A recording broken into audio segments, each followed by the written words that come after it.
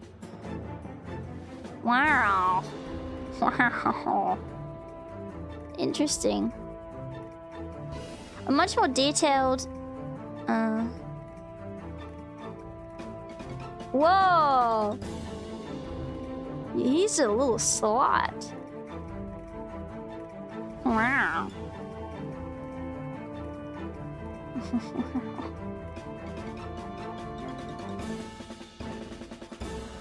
Alright,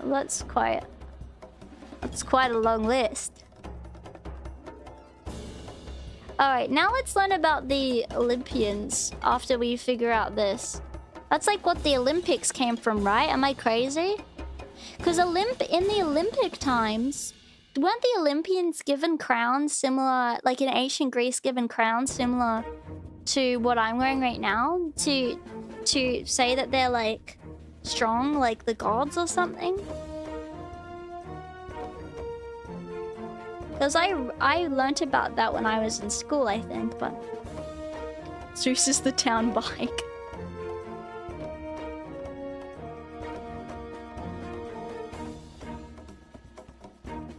Yeah.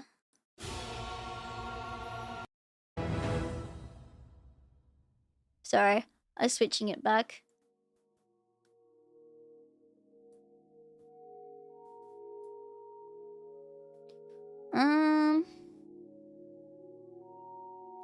Okay. I was getting a bit loud. The greatest of the Olympian gods and the father of gods and men was the son of Kronos and Rhea, a brother of Poseidon, Hades, Hestia, Demeter, Hera, and the same time married to his sister Hera.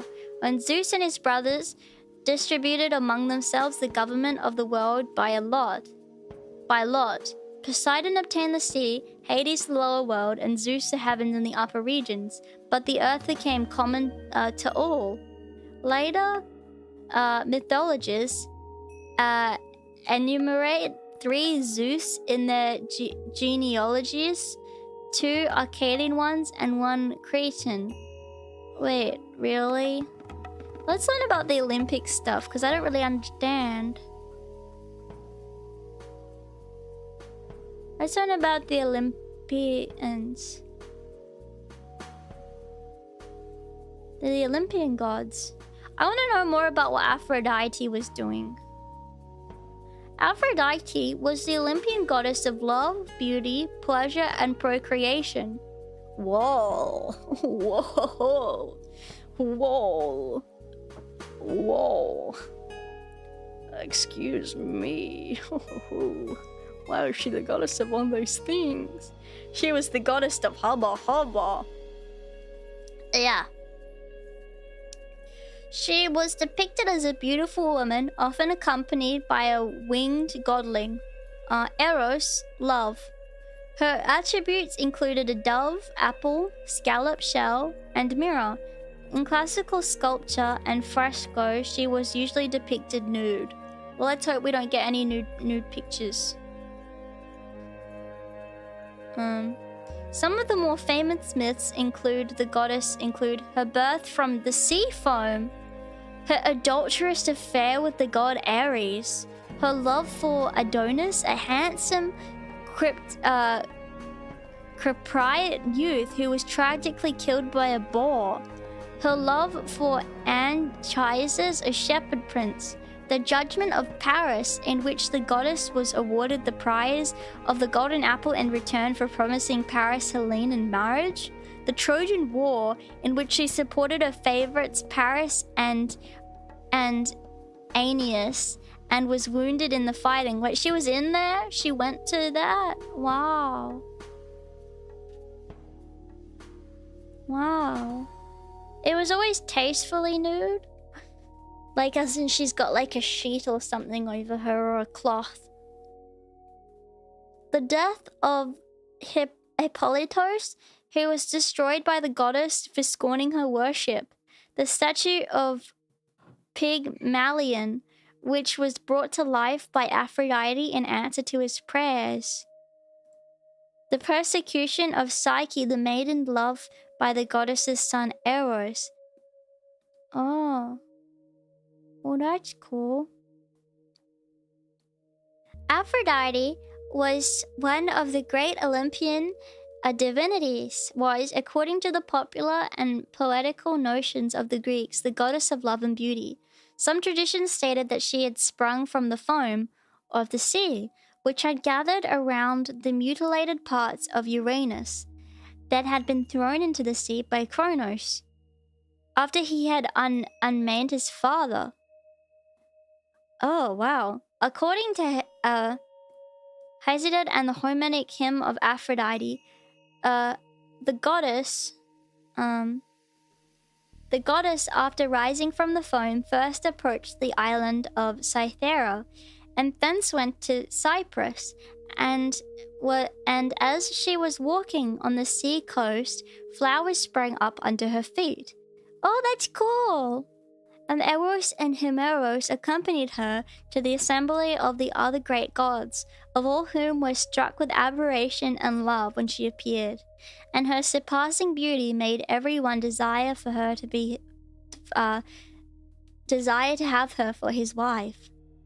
According to the cosmogonic views of the nature of Aphrodite, she was the personification of the generative powers of nature and the mother of all living beings.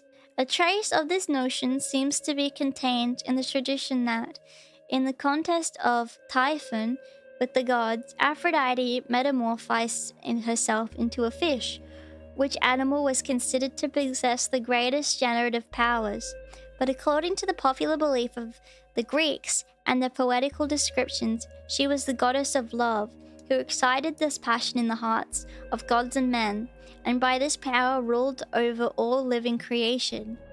Ancient mythology furnishes numerous instances in which Aphrodite punished those who neglected her worship or despised her power, as well as others in which she favored and protected those who did homage to her and recognized her sway. Love and beauty are ideas essentially connected. And Aphrodite was therefore also the goddess of beauty and gracefulness. Wow, she seemed a bit catty, but honestly, like, kind of humble in a way. It's not her fault. Like, she was really beautiful, I guess.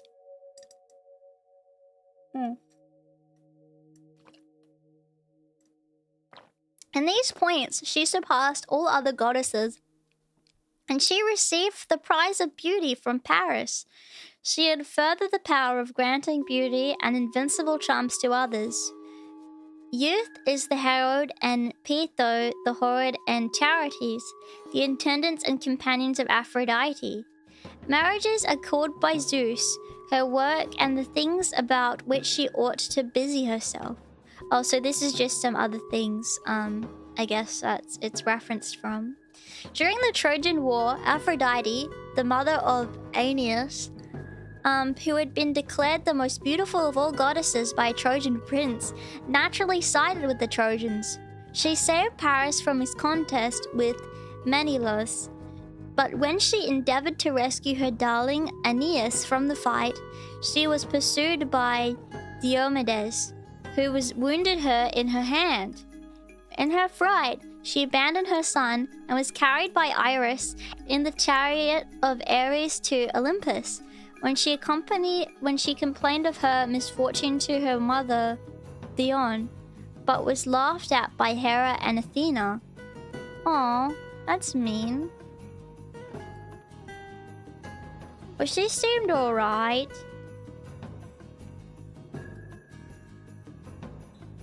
She didn't seem like a good mom, actually, because she abandoned her child.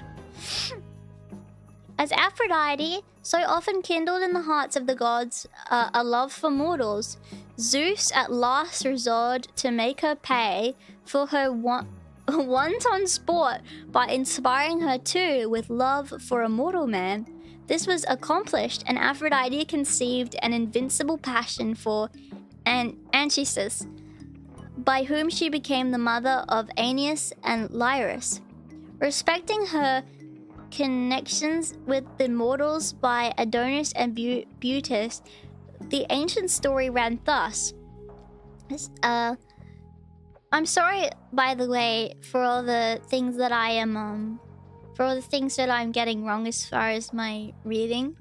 I know that I'm not reading this perfectly, but I hope that you're still learning and I hope it's not too tricky. Yeah. Yeah. I'm not very good at reading. So I apologize. Hopefully I can get better as time goes on.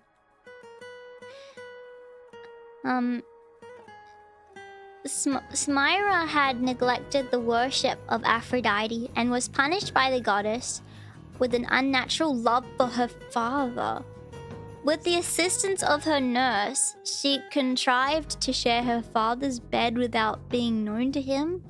When he discovered the crime, he wished to kill her, but she fled and on being nearly overtaken, prayed to the gods to make her invisible. They were moved to pity and changed her into a tree called Smyrna. After the lapse of 9 months, the tree burst and Adonis was born.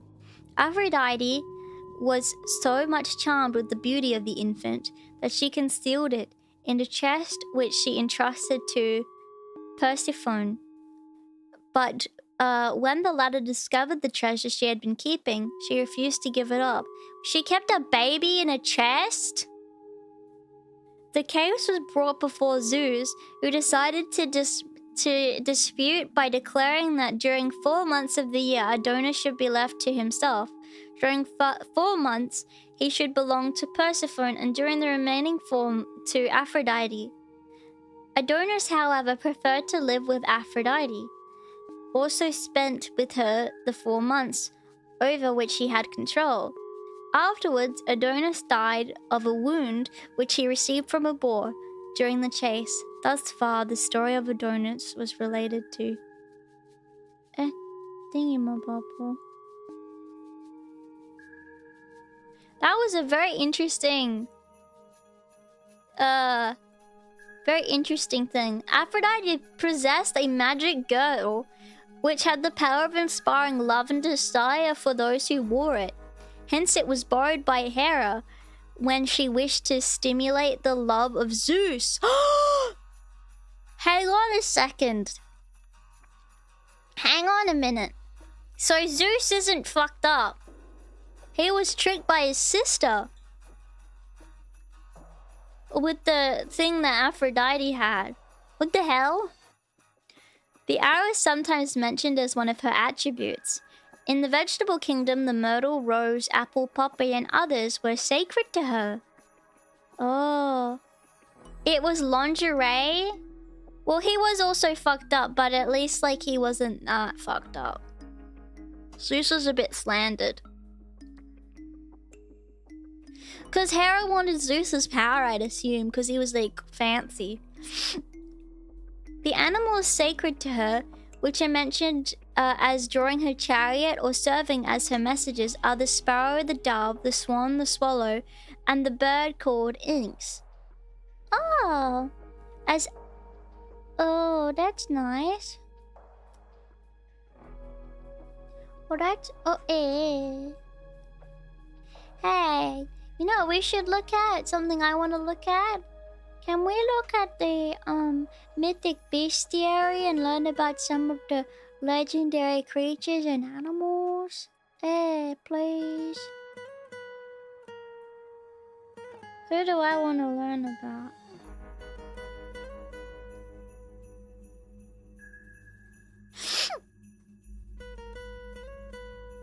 That's not about Medusa. I actually don't know where Medusa came from. The only thing I know is that if you look at Medusa, you turn to stone or something. And that there are Medusa heads in Castlevania that are quite annoying. That's all I know about Medusa. Yeah.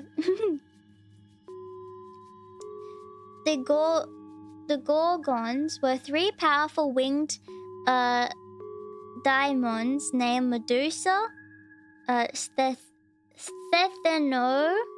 and Urael.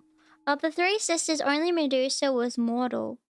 King Polydectes of Seriphos once commanded the hero Perseus to fetch her head. What? He accompanied this with the help of the gods who equipped him with a reflective shield, a curved sword, winged boots, and helm of invisibility. When he fell upon Medusa and decapitated her, 2 creatures sprang forth from the wound, the winged horse, or Pegasus, and the giant Chrysaor. What? Perseus fled with the monster's head in a sack, and her 2 angry sisters chasing close on his heels. Why did they want her head? According to late classical poets, Medusa was once a beautiful woman who was transformed into a monster by Athena as punishment for lying with Poseidon in her shrine. Earlier Greek writers and artists, however, simply portray her as a monster born into a large family of monsters. What? That's ridiculous.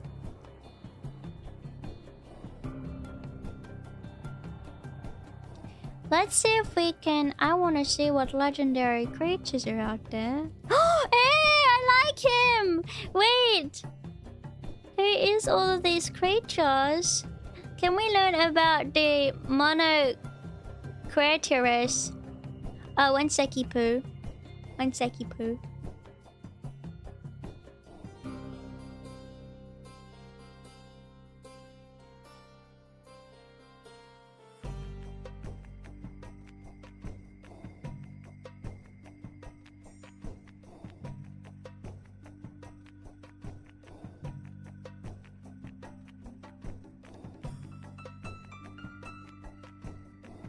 Someone's at my door. I don't know who it is. I'm scared. Nails, nails.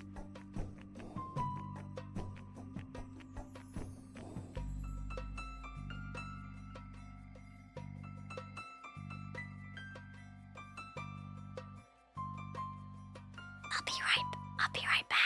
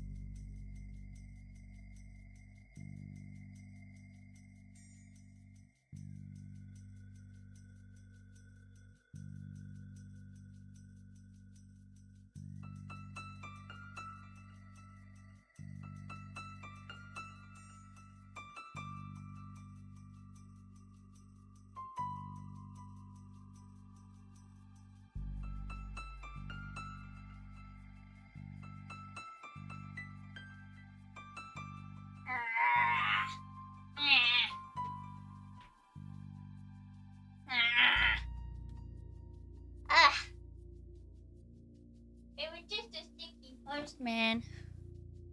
I think.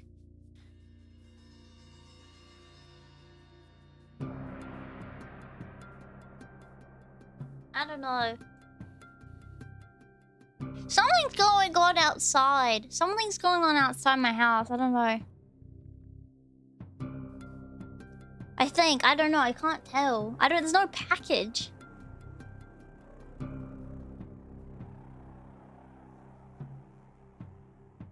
I don't know. I think it may have been an accident. I don't know. I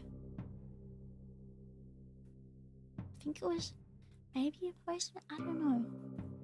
What the fuck? They're knocking again. What the fuck? Hang on, let me have a look.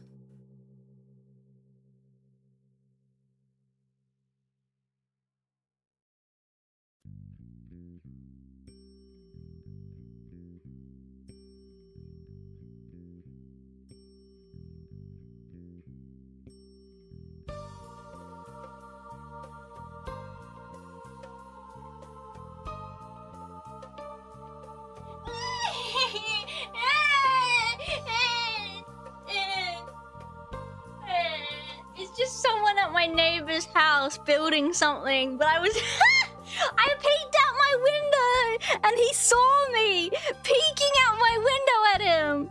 That's so embarrassing. I like looked out my curtain like this, and like we locked eyes, and I went and closed my window. I feel like such a creep. I was just like, what's that freaking banging noise? Sorry. I just peek. I didn't know what it was. It was like, oh, that's so embarrassing. God damn it. I'm gonna fall on a stool.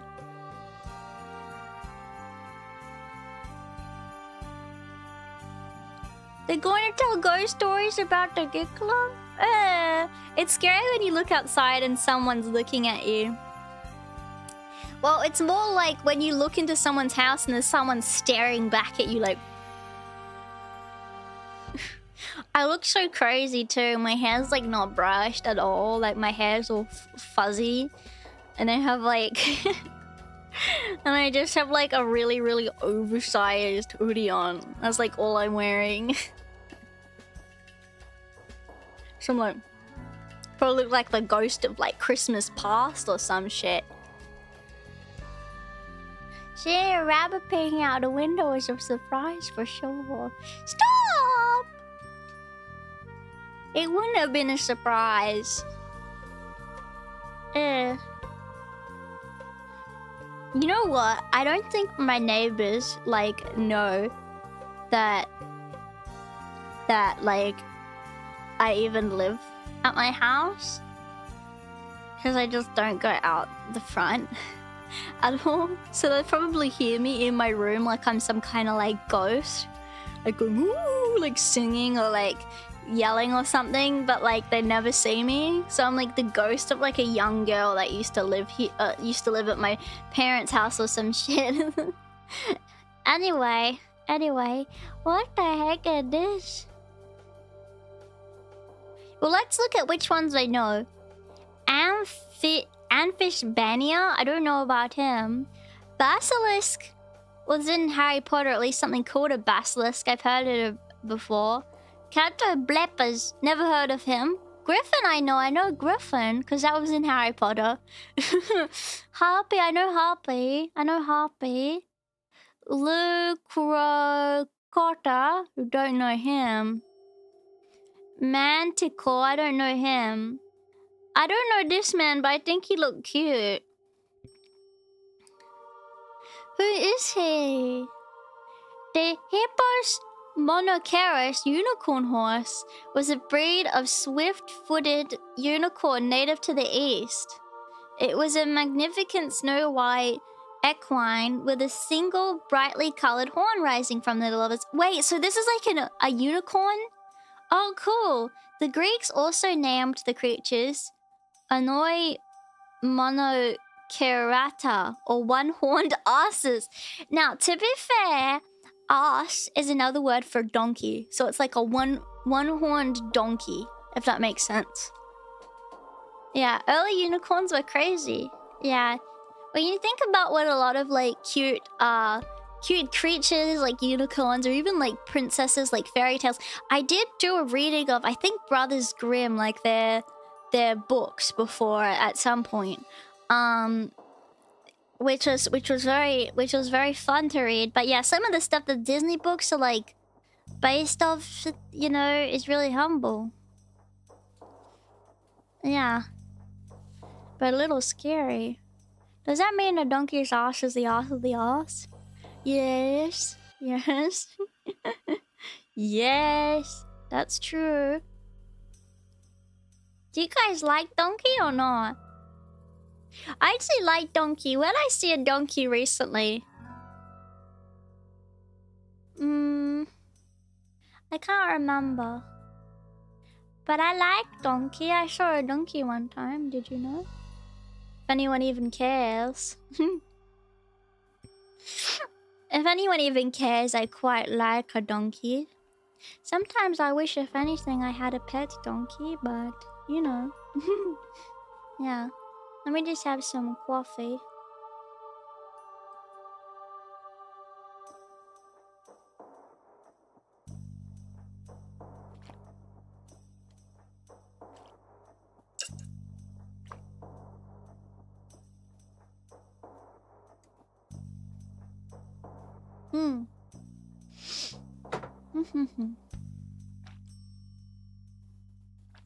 Yeah, donkeys sound funny. They go. I'm trying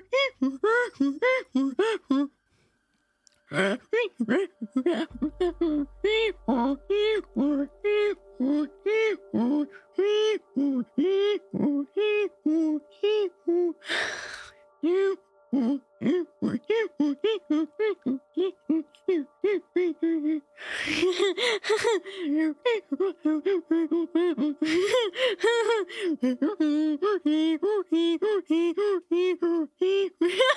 do a donkey noise and I can't. Wait, hang on. Wait. Wait.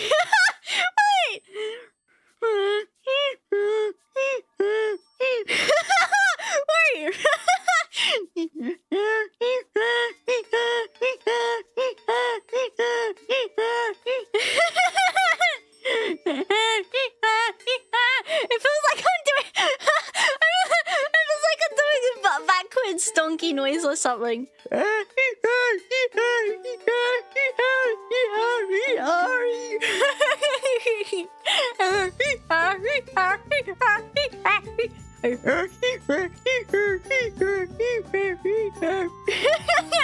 You sound like it does what it sounds like when you pull a straw in and out of a McDonald's soda lid.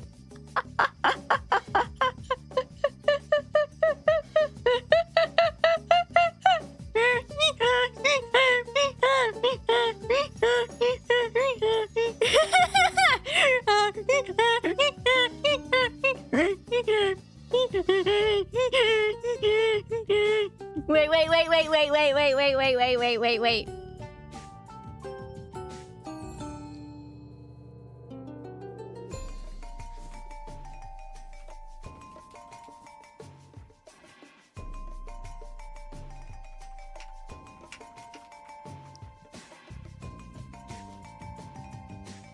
Wait, I need a video of this.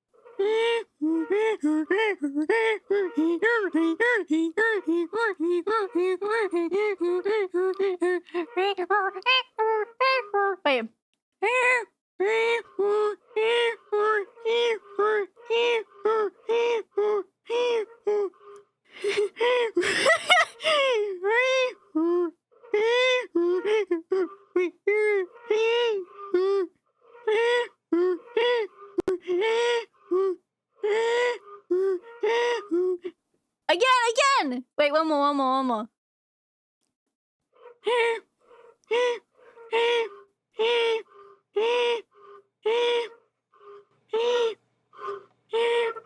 Wait, you guys couldn't even hear it. Wait, hang on.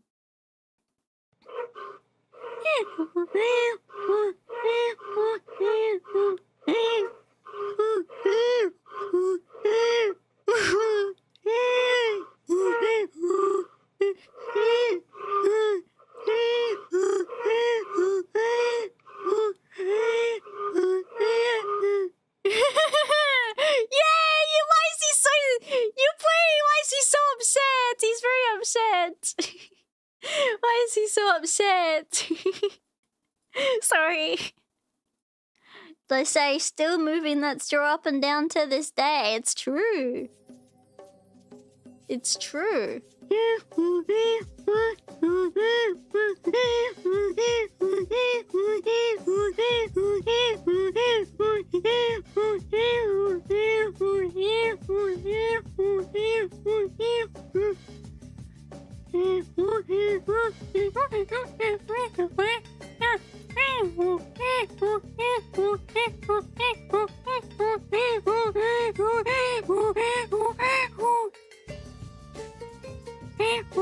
Wait, look, I'm doing a remix.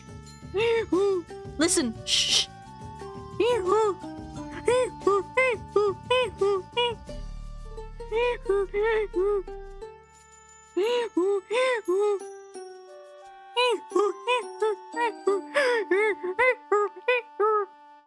Wait, next song. It's the remix.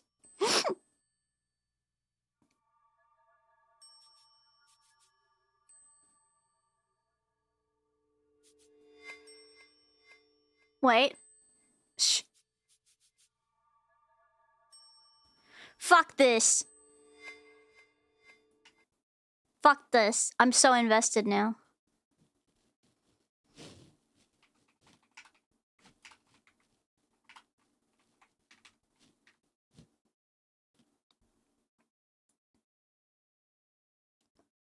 Okay.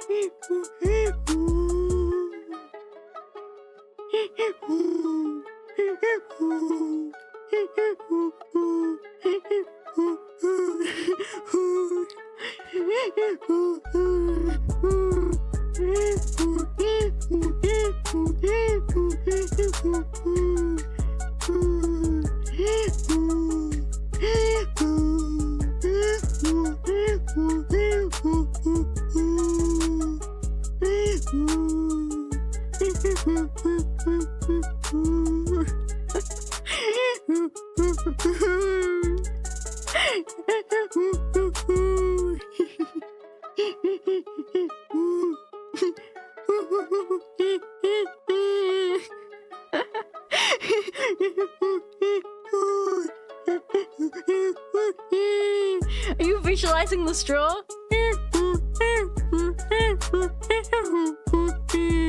Okay, I'm sorry. Anyway, I'm sorry. Okay, I'm sorry. But were you visualizing the straw or not?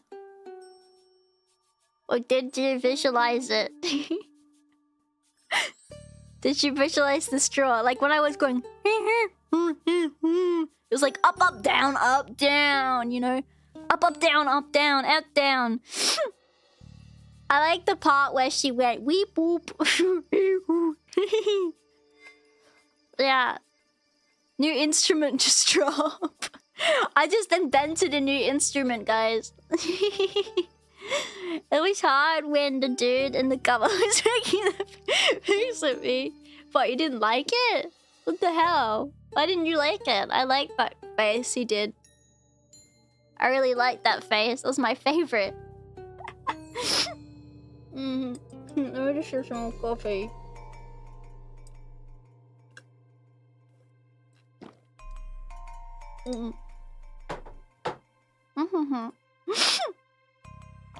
Alright, let's see. What mythical creatures are we gonna find? Oh yeah, so that's just a unicorn pretty much.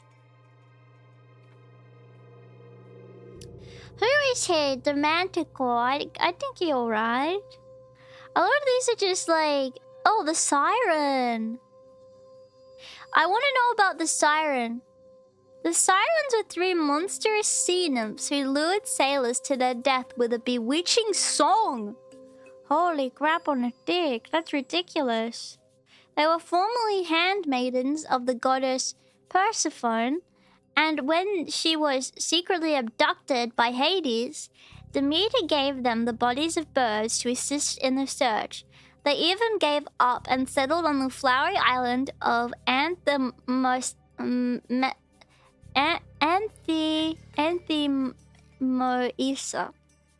The sirens were encountered by the Argonauts who passed by unharmed with the help of the poet Orpheus, who drowned out their music with song. Odysseus later sailed by, bound tightly to their mast, while his men blocked their ears with wax. Wow. Whoa. Legend says they went weird ceaselessly. Whoa, there's no way. The sireners were so distressed to see a man hear their songs and still escape that they threw themselves into the sea and drowned. The sirens were depicted as birds with either their heads or upper bodies of women. In mosaic art, they were depicted with just bird legs. It's funny because sirens I always visualized as mermaids, not as birds. But they're the bodies of birds, heads of women, which is interesting. I didn't know that. Then what's a harpy? Does that just mean they've got wings?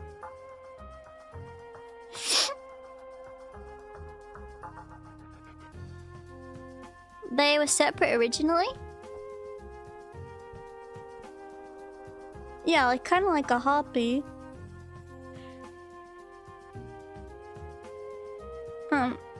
What's this one?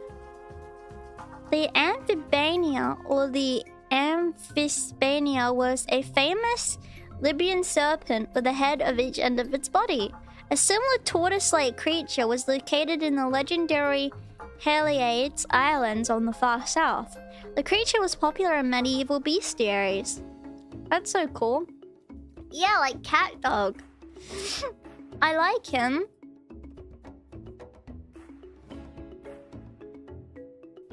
The catobleps was a large bull-shaped Ethiopia of Ethiopia, sub-Saharan Africa, whose downward-hanging face, when lifted, could kill with a gaze or with the fumes of its noxious breath. The catobleps may have been a fanciful traveler's account of the African canoe. Well, that's nice. Let's read about the phoenix. The phoenix is like a cool fellow that I know of. The phoenix was a fabulous red gold-feathered bird whose body emitted rays of pure sunlight. The creature lived for 500 years and feasted upon Arabian balsam and frankincense. Oh, cool. When it died, a new phoenix emerged fully grown from its body. It then encased its parent in an egg of myrrh. Wait, huh? It's like what the 3 wise men gave Jesus. And conveyed it to the great Egyptian temple in the sun god in Heliopolis. That's cool. Oh. Oh, that's cool. And the bird.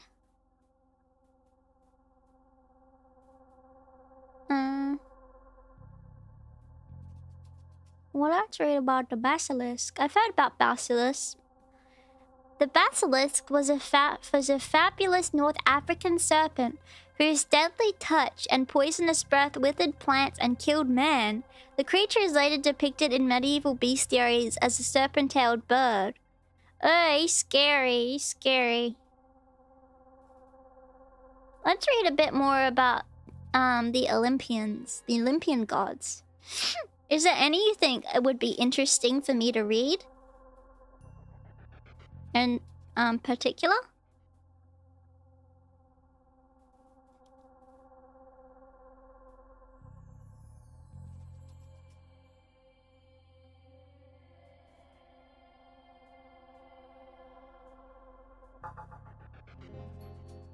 The serpent-tailed bird would go on anyone in bread? Where?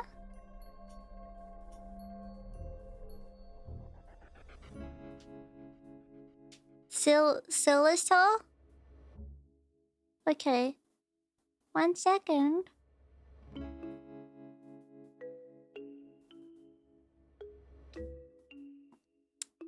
One second. Okay. What is he?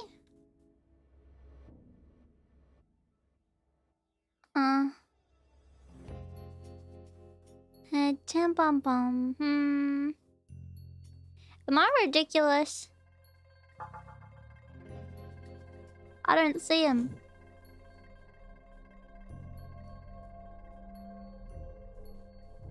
The story of Hermes on Mercury? Oh, okay.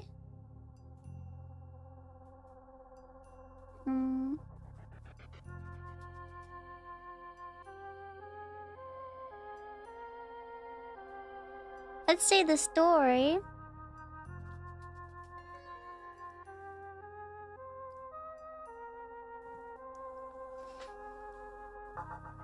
Oh! Hermes was the Olympian god of herds and flocks, travelers and hospitality, roads and trade, thievery and cunning, heralds and diplomacy, language and writing, athletic contests and gymnasiums, astronomy and astrology. He was the herald and personal messenger of Zeus, king of the gods, and also the guide of the dead who led souls down to the underworld. That's scary. That's scary. That's scary. He's the guy that brings people to the underworld. Hermes is depicted as either a handsome and athletic beardless man or as a younger bearded man with winged boots and a herald's wand. I like his boots. That's pretty famous and fancy. I've seen winged boots like this before.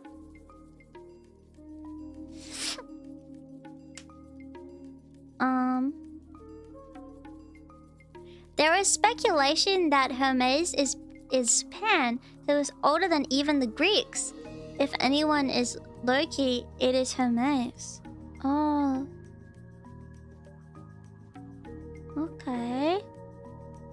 As a newborn infant, Hermes snuck out of his crib, stole the cattle of the god Apollon, and crafted the first lyre from a tortoiseshell. Zeus was so amused by the young god's antics that he granted him a place as one of the 12 supreme gods of Olympus. Hermes transforms the telltale herdsman Batos into a stone as punishment for reporting his theft of Apollon's cattle. He was sent by Zeus to slay the 100-eyed giant Argos Panoptis, who had been commanded by Hera to guard Zeus's Paramorlo. He assisted the hero Prometheus in his quest to slay the Gorgon Medusa, providing guidance and gifts from the gods. Hermes seduced the beautiful princess Theoi on the same night as his half-brother Apollon. Jeez. He gave Odysseus a magical herb to protect the hero from the magic of the treacherous witch Kiki. Many other myths are detailed over the following pages. Hermes' most distinctive attribute is the herald's wand, but he was sometimes armed instead with a short sword. The god was clothed in a knee-length robe or a chiton with a short cloak, winged boots, and a brimmed traveler's hat.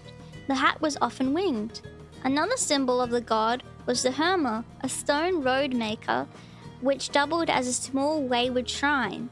The most primitive Hermae were simple, upright standing stones, while the more elaborate were rectangular statues sculpted with the head of a god, a phallus, and his herald's wand symbol.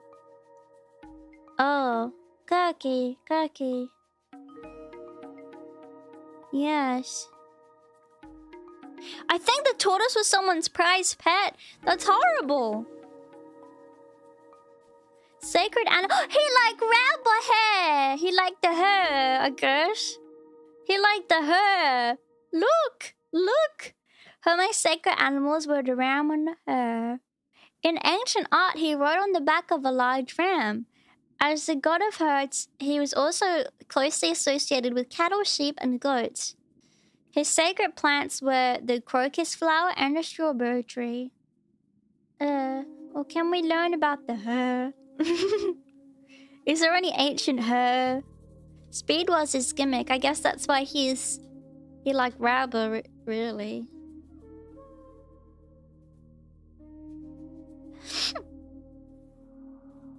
Let's see about what Athena did, because we heard about Athena and how she came to be from Zeus's head. So I kind of want to know what she does. Athena was the Olympian goddess of wisdom and good counsel, war, the defense of towns. So, you know how you guys said Athena's the god of war? Why does it say that there were other things that she was the god of too? Is she like mostly the god of war? Or is that just like the most notable part about her? Oh, okay. Poetic endeavor, weaving, pottery, and various other crafts, she the god of craft.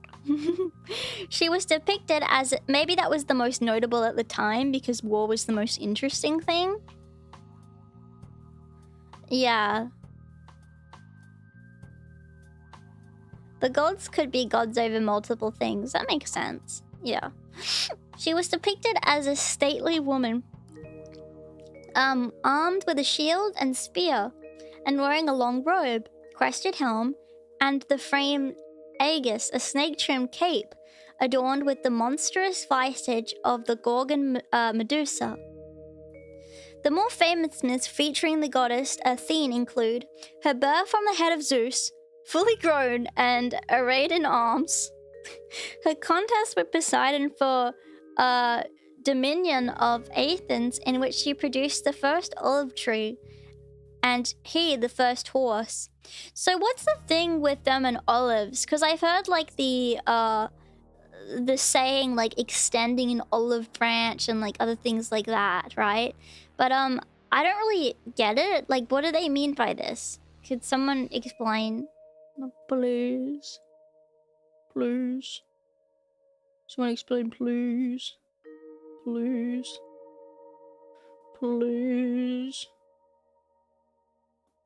was one of the main crops, so it's just really common at the time.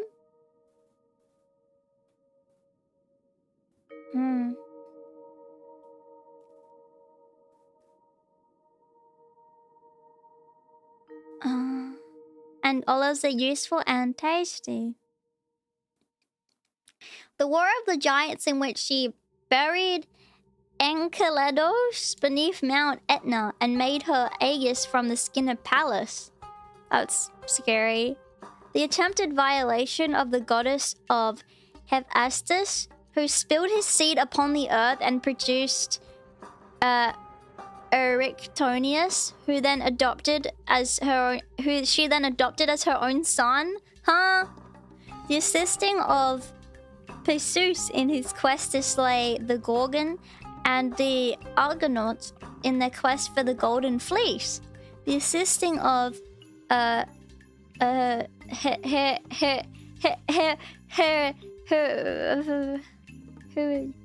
I know Hercules. There we go. Hercules with his 12 labors.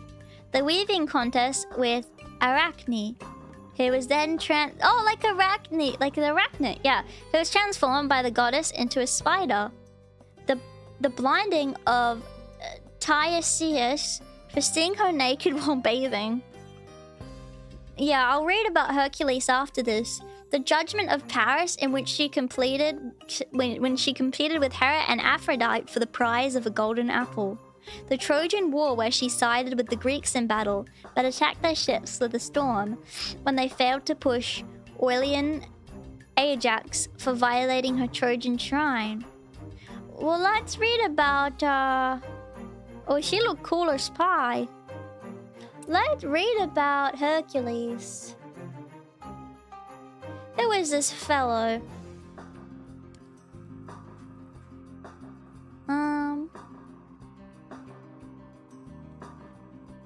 Is he a Greek Olympian god?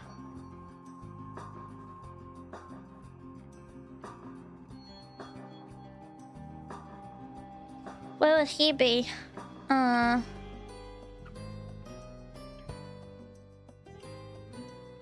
demigod. Oh, half god.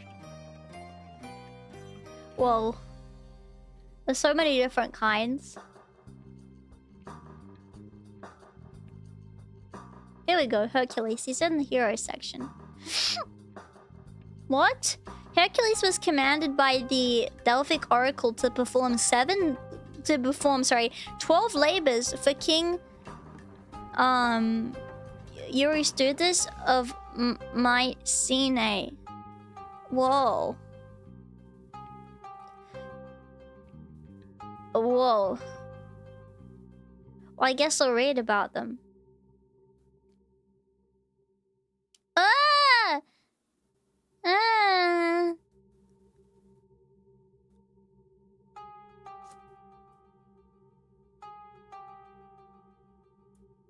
Well, let's read. Let me see if I can find the thing about it.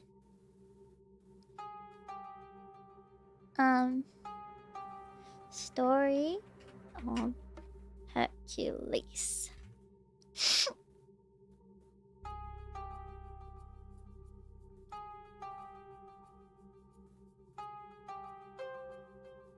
Okay, I'm just having a look. Okay, this is about Hercules. Heracles, or Hercules, as he had been more popularly known ever since the Roman times, was the greatest of all Greek heroes. One who surpassed all men, of whom memory from the beginning of time has brought down an account. A half-god of superhuman strength and violent passions, Hercules was the epitome of bravery and masculinity in the ancient world, and the most notable champion of the Olympian order, which he staunchly protected from various chthonic monsters and earthly villains, even though his short temper and lack of composure did cause both him and a few innocent mortals undeserved trouble. The magnitude of his labors was of such an order that it earned him the prize of immortality. The protagonist of hundreds of myths, the chronology of which is impossible to figure out, Hercules is undoubtedly one of the most iconic figures in all of Greek mythology. Yeah, this is the weakest champ, by the way. A demigod, side by Zeus, Hercules showed immense promise ever since birth. He strangled 2 snakes sent by Hera in his cradle. He had the very best teachers in his childhood, and by the time he reached his teenage years, he had already outdone all of them in both stature and strength. As is most typical in the case of heroes, Hercules was the product of a union of a mortal woman, or Alcmene, and a god, Zeus. In Hercules' case, even his mother was of noteworthy patronage. Alcmene was the granddaughter of Perseus, possibly Greece's greatest hero before Hercules. disguised as her husband, Amphitryon. Oh, I heard about this. Zeus slept with Alcmene on the same night that Amphitryon himself did. 9 months later, that's really sad. 9 months later, Alcmene gave birth to twin sons, Iphiclus to her husband and Hercules to Zeus. Oh, cool. Angry at Zeus's infidelity and not knowing which of Alcheme's boys was Zeus, Hera secretly put 2 snakes in the twins' cradle. Iphiclus started crying at the very sight, but Hercules strangled them in an instant. Now it was suddenly obvious who was the god and who was the mortal of them two. Whoa, she hates them! She hates Hercules! Hera's curse.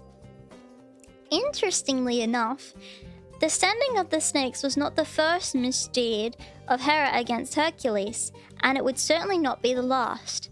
Namely, just before Hercules' birth, Hera had persuaded Zeus to promise that the next child to be born in the house of Perseus would become a high king, and the following one his servant. Truth be told, it wasn't that difficult for Hera to convince the supreme god to make such an oath, since that next to be born child should have been Hercules'. However, once Zeus gave his word, Hera ordered Aletheia to delay Hercules coming to the world until Eustathius' premature birth, an event which would evidently lead to Hercules' celebrated labors. Guys, did you know that my sister was born first and I was born second? So if you think about it, I'm kind of like Hercules. If you think about it, I'm the little twin. Yeah. Yeah, yippee, yippee. Yippee.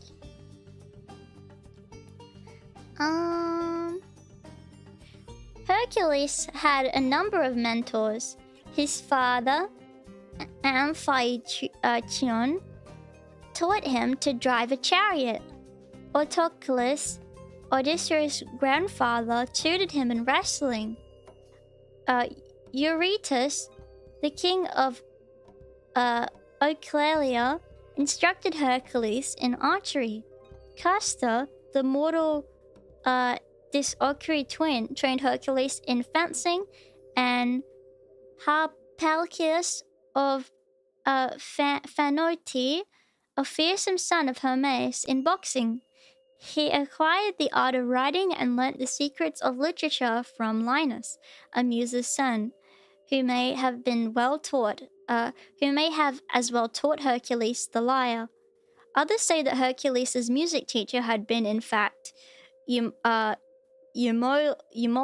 the son of Philemon. Either way, Hercules' education was entrusted to the best of the best, even as a child. Hercules outdid them all. Hercules' early adventures. Hercules' adventures started in the 18th year of his life, when he killed the lion of Scythian, an exceptional specimen of manhood and virality.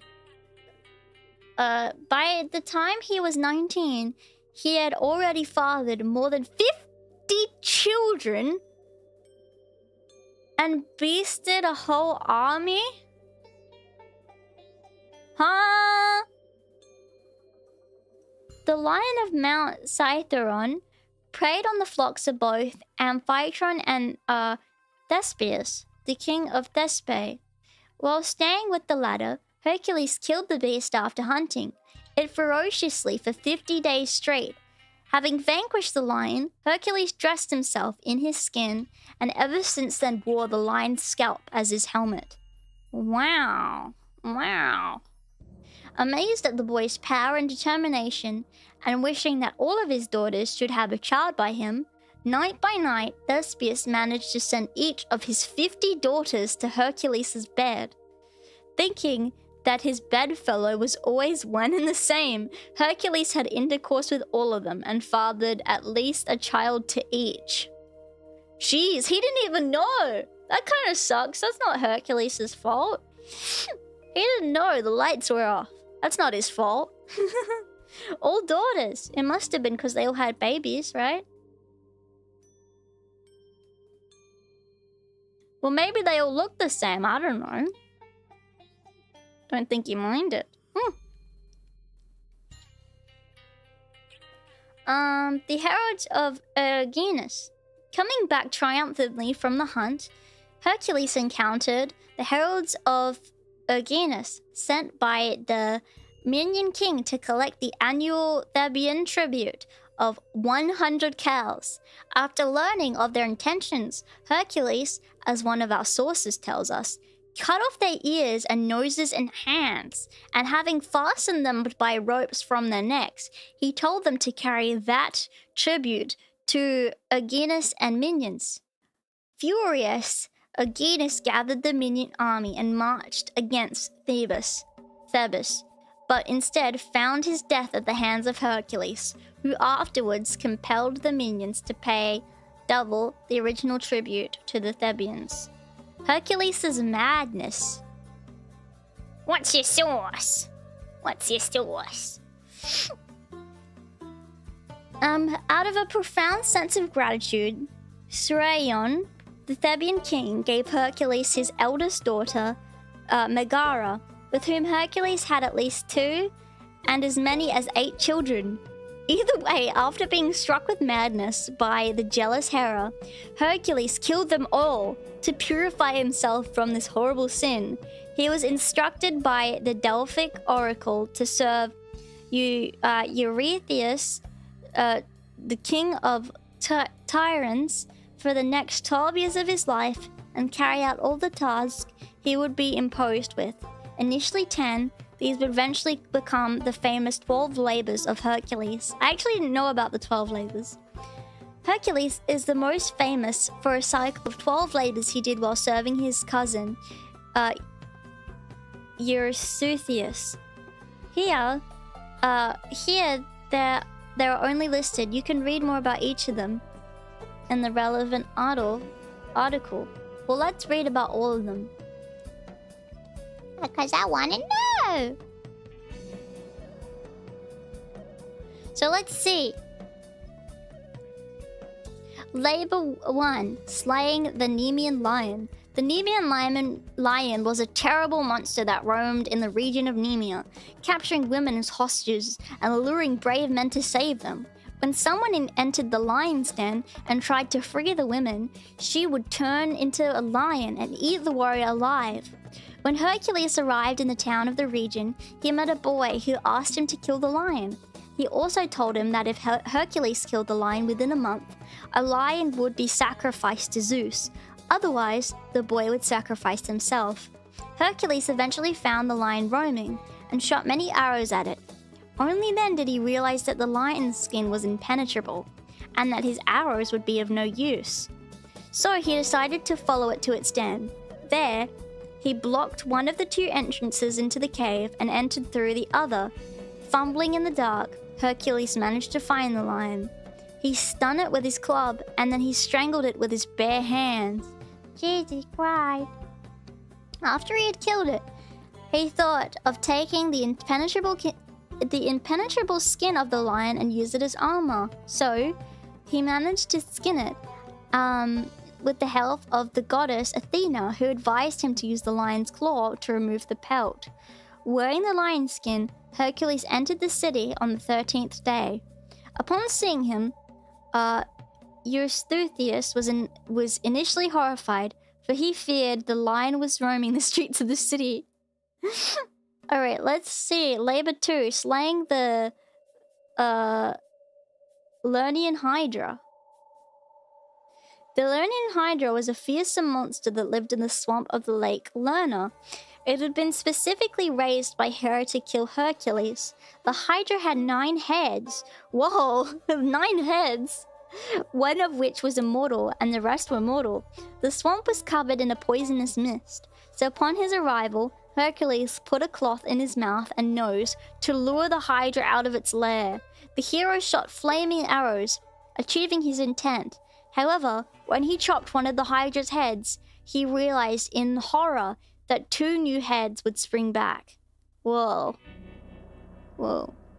At that point, the hero felt hopeless, so he asked for the help of his nephew, Loelus. Loelus, probably advised by the goddess Athena, who favored the hero, thought of an idea to put it to action.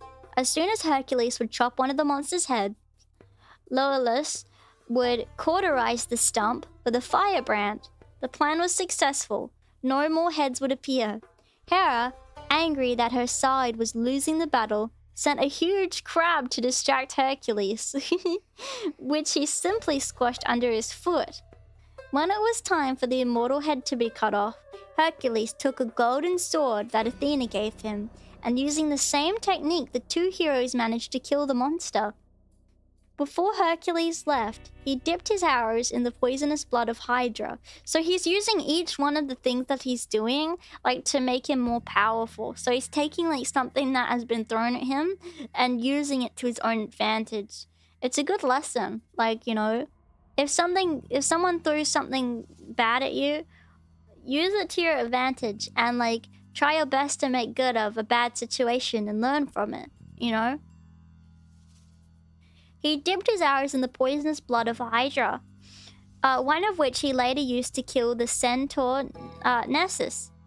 This would later become Hercules' doom, as the hero died due to the shirt of Nessus, which was smeared in the centaur's blood containing some of Hydra's poison. Hera turned her slain monster into the constellation of the same name, while she transformed the crab into the constellation Cancer. Yeah, what the hell, spoilers! It did not count the success of killing Hydra as one of the labors, using as an excuse the fact that Hercules was helped by Loelus. Labor 3, capturing the Cernian hind. Yeah, what the hell? What the hell?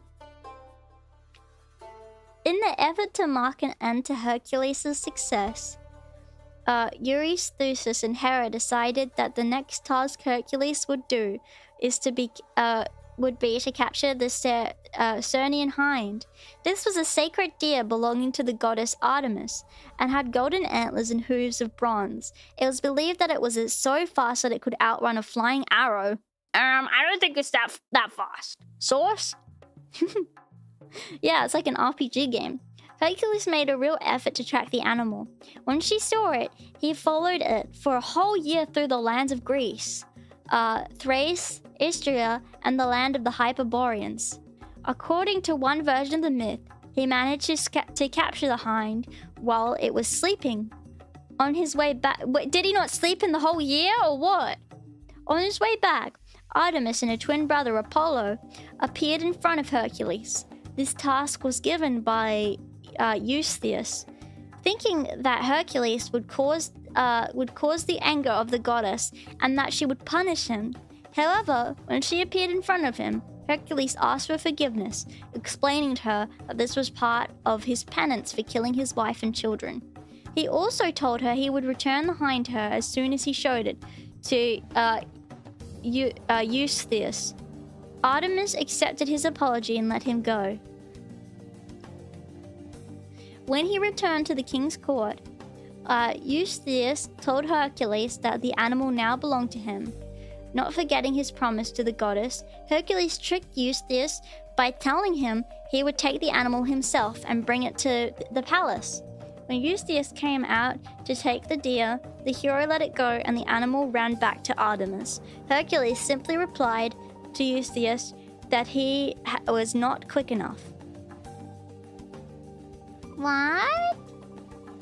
Labor 4, capturing the Erymanthean boar. The Erymanthean boar was a giant animal living in the Mount Erymantheus, which was dedicated to the goddess Artemis as well. Odysseus thought that capturing this beast would be the perfect task that would lead to the hero's death. Hercules set forth on the journey to the mountain, but decided to stop by his friend's place. Oh, he's got time to make friends in between like a year of tracking a deer down and everything. Pholus, a kind centaur. After eating together, Hercules asked his friend to open a jug of wine that he had, which attracted the other centaurs to Pholus' dwelling. Not knowing that wine was supposed to be watered down before being consumed, the centaurs quickly became drunk and attacked Hercules. The hero killed most of them by shooting his poisonous arrows against them. The centaurs that remained fled to Chion's cave. Chiron hit by mistake. Pholus did not understand why these arrows were so lethal. Out of curiosity, he picked one up, but it fell on his foot and poisoned him as well. Another version has it that one of the arrows mistakenly hit Chiron as well. Although Chiron, being immortal, did not die, he would still feel an insufferable pain. Really? Yeah. Chiron advised Hercules how to catch the Eumanthian boar. He told him that it would be very easy if the hero lured the boar into thick snow. Hercules followed Chiron's advice and captured the boar in no time. He then returned to Eurystheus, who upon seeing the creature was so scared that he hid himself in a large jar and asked Hercules to get rid of the animal. What a ghost! Layer 5. Cleaning the stables of Augeas.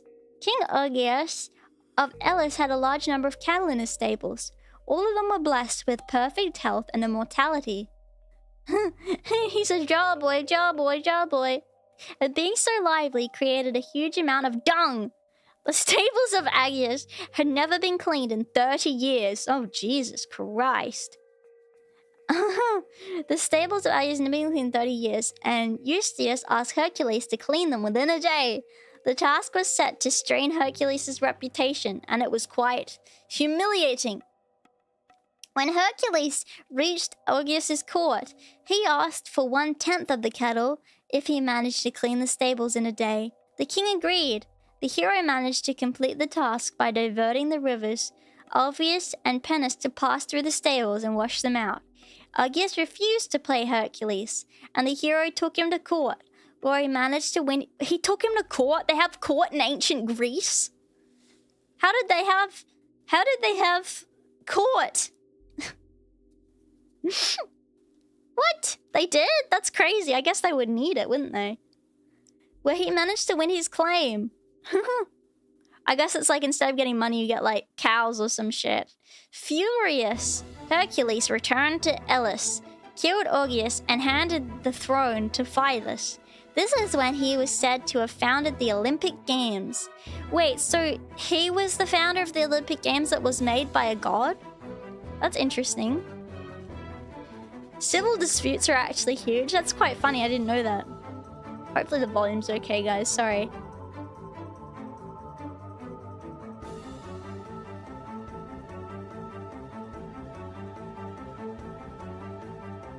Yeah. Labor 6 slaying the Stymphalian birds. Eustace's next task to Hercules was to kill the Stymphalian birds. Large numbers of flying monsters that ate humans with their bronze beaks. Their wings were made out of metallic feathers that could be thrown against their prey, while their dung was highly poisonous. They belonged to the god of war, Ares, and lived in the area of the lake Stymphalia when they destroyed all of the surrounding area of the towns. Hercules was unable to go deep into the swamp, as he would eventually drown. Athena helped him by providing him with a rattle. The sound of the rattle the sound that the rattle produced scared the birds and made them fly from their hiding place. While in the air, they were an easy target for Hercules, who shot them down with his poisonous arrows. He's got a lot of arrows. He must be using them sparingly. He must be getting everything in one shot. The remaining birds flew away to plague other lands. In fact, they were later encountered by Argonauts. Labor 7, capturing the Cretan bull. The seventh task Eurystheus gave Hercules was to capture the Cretan bull. This was a legendary creature that wreaked havoc on the island of Crete, destroying crops and land. After getting permission from King Minos, Hercules managed to catch the ball with his bare hands and sent it back to Eurystheus' court. Upon seeing the creature, Eurystheus hid in his jar. Again? Little bitch going in the... Yeah, it's all Ares creatures. Yeah. But why is he always going in the jar? And decided to sacrifice the animal to Hera. The goddess rejected the offer, as this would glorify Hercules' success even more. Instead, the animal was left free and went to the area of Marathon, getting the name Marathonian Bull. It was later caught by Theseus, and was sacrificed to Athena and Apollo. It's his little bitch jar. That's what it is. The mares of Diomedes were fearsome animals that had been trained to eat human flesh. They were owned by Diomedes, king of Thrace. It was believed that due to their unnatural diet, the horses were seized with madness, uncontrollable, and sometimes they even breathed fire! Fire!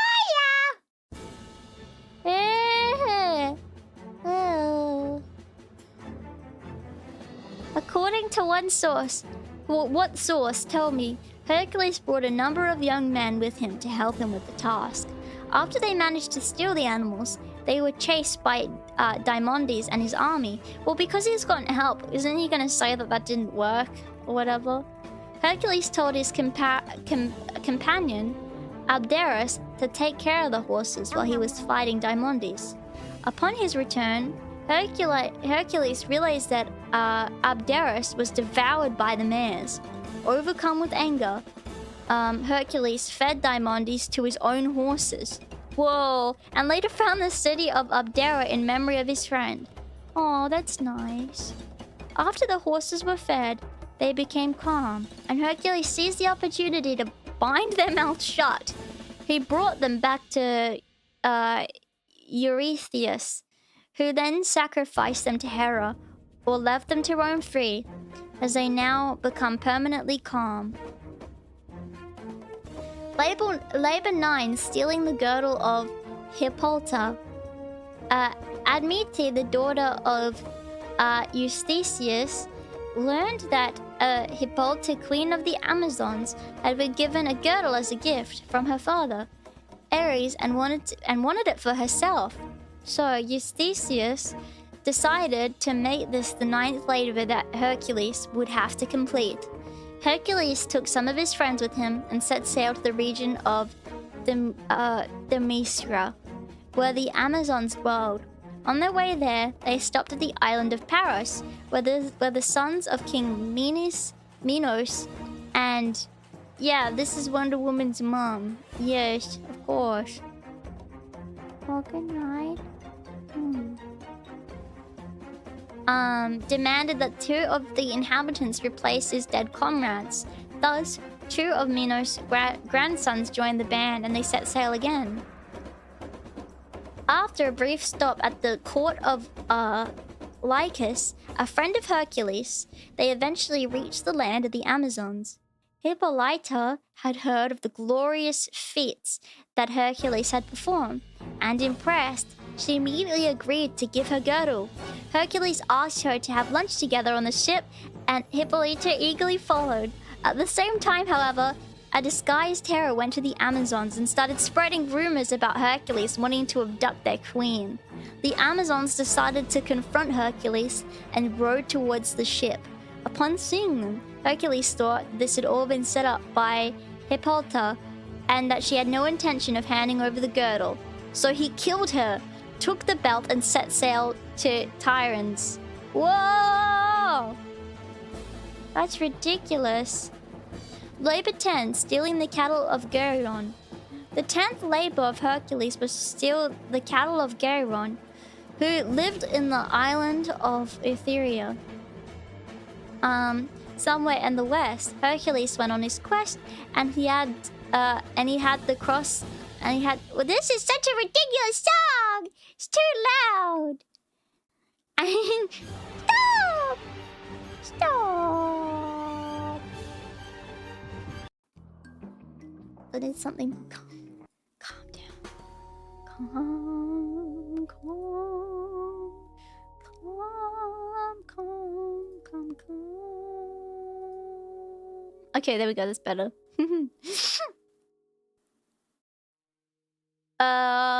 And he had first to cross the desert of Libya.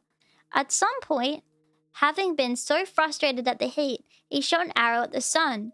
Helios, the sun god, was so impressed by Hercules' courage that he decided to help him by offering him his own golden chariot, which he sailed across the sea from the west to east every night. Hercules hopped on the chariot and reached Eurythia overnight. There, his first obstacle was the two-headed dog, Orthrus, brother of Cerberus, the three-headed dog and guardian of the underworld. Hey, that's like in Harry Potter. The blow with Hercules' club was killed by Orpheus. Eurytion, a herdsman, heard what happened, and when he tried to confront Hercules, he was killed in the same way. Garen immediately grabbed his 3 shields and 3 spears, while wearing 3 helmets, and attacked the hero.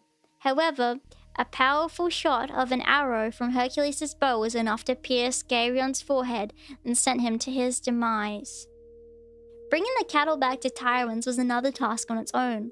According to the Roman version of the story, Hercules took the road over the Aventine Hill, where Rome would later be built on. There, a giant named Kiki stole some of the cattle, but they were later retrieved. Called out by the animals remaining in the possession of Hercules as an extra obstacle, Hera sent a gadfly to irritate the animals and scatter them. Hercules managed to get them back within a year. Before he reached Tyrians, though, Hera caused a flood that raised the level of the river so much that it could not be crossed. So Hercules started piling stones onto the river and bridged the 2 riverbanks. He eventually she's trying to do everything to stop him. He eventually tried Tyrants, where the cattle were sacrificed to the goddess. Upon finishing the 10th labor, Eurystheus told Hercules that he considered 2 of the labors invalid. The Hydra was not slain by Hercules alone and was helped by Loelis, while he accepted payment for the cleaning of Augean stables. So 2 more labors had to be completed. Okay, what were they? Stealing the apples from the garden of Hesperides. He's just trying to do all the dirty work.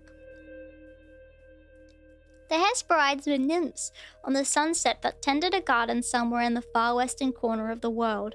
Hercules managed to capture the Old Man of the Sea, a shape-shifting sea deity, in order to find out the exact location of the garden. During this quest, Hercules also confronted the half-giant Antaeus, who was invincible by drawing power from his mother Gaia. As long as he touched it, to kill him, Hercules held him high so his feet wouldn't touch the ground and crushed him with his hands.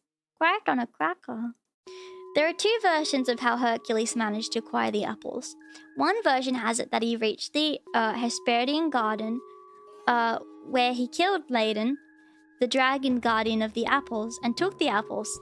According to another version, he came across Atlas, the Titan god, who was condemned to hold the heavens on his shoulders. Atlas was the father of the Hesperides, and thus had access to the garden at any time. Hercules persuaded Atlas to change places for a while, so that Atlas would fetch some of the apples. Atlas agreed and indeed took some of the apples. However, on his return, he decided he did not want to take to the heavens back on his shoulders. Hercules tricked him, and he said he would be keeping the heavens, but wanted to adjust his cloak first. Atlas agreed and took the heavens back momentarily, but Hercules walked away, taking the apples with him. What? Sorry, not Gaia, sorry. Labor 12, capturing Cerberus, guardian of the underworld. Like Severus. Let me just have some water, guys. Sorry. Cerberus. Yeah. Sorry, I'm sorry.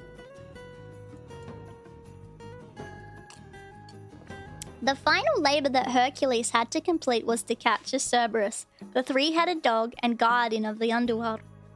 before going to the underground, Hercules decided to be initiated in the Eleusinian mysteries so that he would be taught how to travel alive from the world of the living to the realm of the dead and vice versa. He then went to Tanarum, where one of the entrances to the underworld lay, and was helped there by Athena and Hermes. The goddess Hestia also helped him with negotiating with Charon, the boatman that guided the souls over the river Ashelon towards the underworld. Honestly, this guy seems really persuasive. Everyone's helping him out, which is nice. Once he reached the underworld, I guess like lots of people must have been talking about like all the things he did at this point. Yeah, he's going everywhere now. Once he reached the underworld, he met Theseus and Pirithous, the other heroes that had been incarcerated in the underworld by Hades for attempting to steal Persephone. According to one version of the story, snakes coiled around their legs and turned into stone. A different version has it that the god of the underworld frayed hospitality and invited them to a feast. However, the chairs on which the heroes were seated magically caused forgetfulness, thus keeping them there. Hercules pulled Theseus from the chair, managing to save him. However, part of his thigh was stuck to it, thus providing an explanation of the supposedly lean thighs of Athenians. When the hero tried to save Pirithous, though, the earth started trembling. It seems that because he desired Persephone for himself, it was so insulting that he was not allowed to leave. Hercules found Hades and asked him to take Cerberus to the surface. The god agreed on the condition that no weapons should be used to achieve it. Hercules managed to subdue the dog with his hands and brought it back to Tyrants. Eustace fled in horror. No, into his chair again, and asked Hercules to take the monster back into the underworld, releasing him from any of the laborers. So he did lots of labor. What happened at the end? Let's see. After the 12 labors were complete, Hercules decided to join Jason and Argonauts in the attempt to obtain the Golden Fleece. What? So, like, nothing crazy happening? Let's see.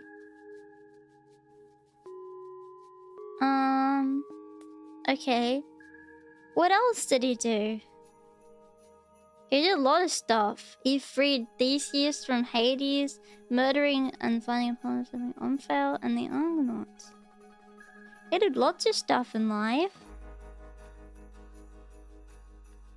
Everyone liked him, I guess.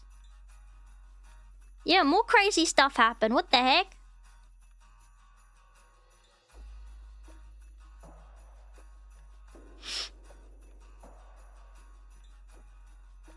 Really interesting. What did you guys think of that?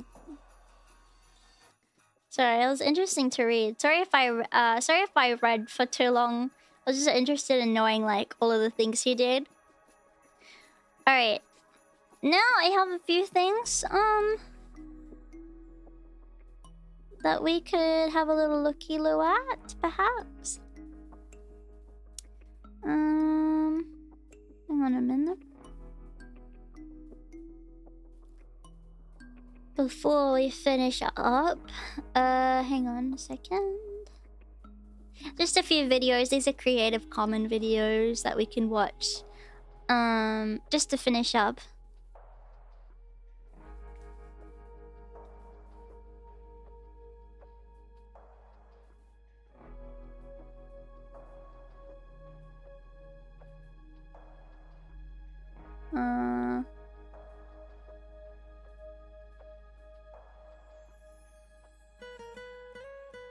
All right.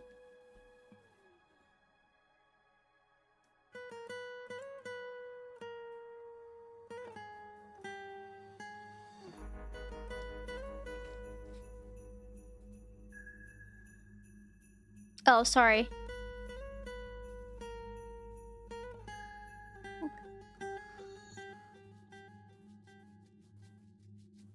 Oh, okay, hang on.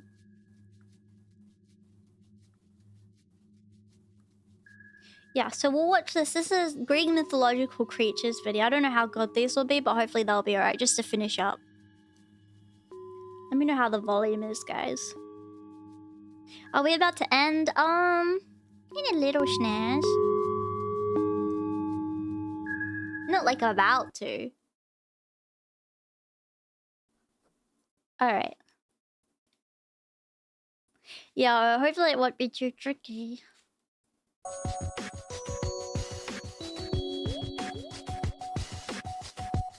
Alright, this is Greek mythological creatures. Greek mythological creatures. No!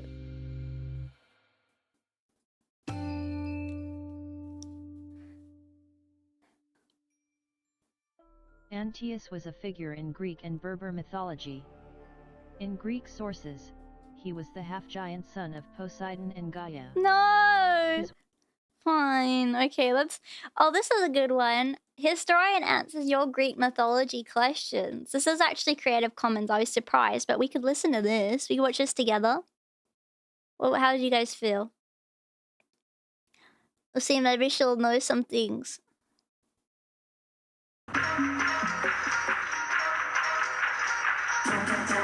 Whoa. Yeah.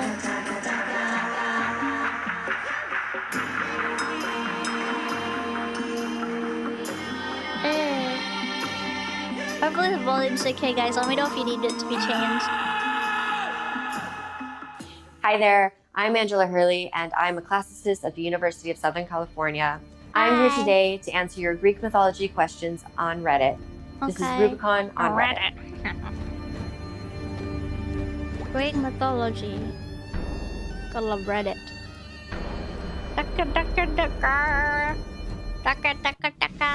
Sent asks, why did Athena curse Arachne? Arachne is the spider? This sort of maybe like, you know, that okay? Not peasant girl, but she's nobody noble, she's nobody famous, but she has this amazing gift to weave. She, you know, everybody comes around just to watch her weave. It's just this like magical thing. And of course, she starts to boast that she's better than Athena.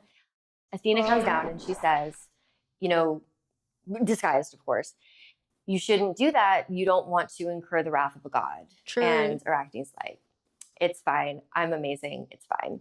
And then Athena reveals that who she really is, and Arachne is still boasting that she's better. Whoa. And so they, of course, one of them, or each challenge one another.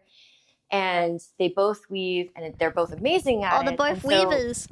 When Athena is weaving, she is weaving tales of mortals essentially, you know, pushing the boundaries against the gods, right? These are different stories. But Arachne is weaving the obverse of that. The mortals are being taken advantage of by the gods. Athena is both enraged at how good Arachne's tapestry is, but also at what she's depicting. And so she's tears it up, and then she starts beating Arachne. So she tries to hang herself. And then supposedly out of pity, Athena turns her, you know, she's hanging by the tree into a spider. She went all furry. So Athena, in that way, sort of takes pity on her and lets her now weave in peace. That's so scary. And that's where we get the word for spider arachne or arachnophobia from. So Indian Boy 1196 asks, if Achilles was so great, why did the war last so long?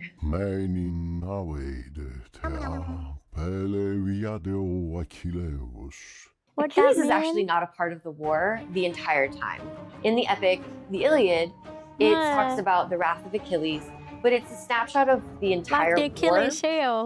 It is in the 10th year of the war, and so presumably Achilles has been there, you know, quite some time. But for the most part, it's pretty evenly matched. And in the Iliad, we see that he actually takes himself out of the war because he gets very upset and like the sense of betrayal from the sort of appointed Greek leader Agamemnon. So he voluntarily refuses to fight. Wow. And he only comes back to fighting when his cousin Patroclus gets killed by Hector. And in that case, when that happens, he's so enraged at the loss of Patroclus that he completely forgets about Agamemnon and just does not care and is essentially set on revenge. We don't see him die in the Iliad. It ends when he kills Hector. And it's only from later traditions that you see his death. But he still dies before the Greeks take Troy. Well, so of course, as we know for the judgment of Paris, Athena and Hera are very much on the Greek side. And of course, Aphrodite is on the Trojan side. Apollo is on the Trojan side. Poseidon is on the Greek side. Signal-opening-1227 asks, is a Tartarus a person or a place? Technically, it's both. So Tartarus is, for all intents and purposes, a place. It is deep underground. We actually can kind of equate it to Christianity's hell sort of thing. It's a prison where all of those who transgress against we learned about this. Olympian gods are sent to. But I call it Tartarus or something. It's spoken about is also anthropomorphized. So all of the Greek gods are anthropomorphized. And so kind of similar to Gaia, who is the Earth. I have a question though, just an idea. I know that they're depicted like with drawings and art and stuff as anthropomorphized, but do you think that it's like, the reason why they're kind of depicted in that way is because their language has no other way of like being able to describe something like that other than explaining it like a person? Or do you think like they have no other way to describe it? Or do you think that like they just do not grasp those concepts? Or do you think that they genuinely just anthropomorphize things because they liked it? I feel like they couldn't even imagine it differently. Yeah. They revered animals. Maybe it's like spirits. Yeah. Yeah. That's true.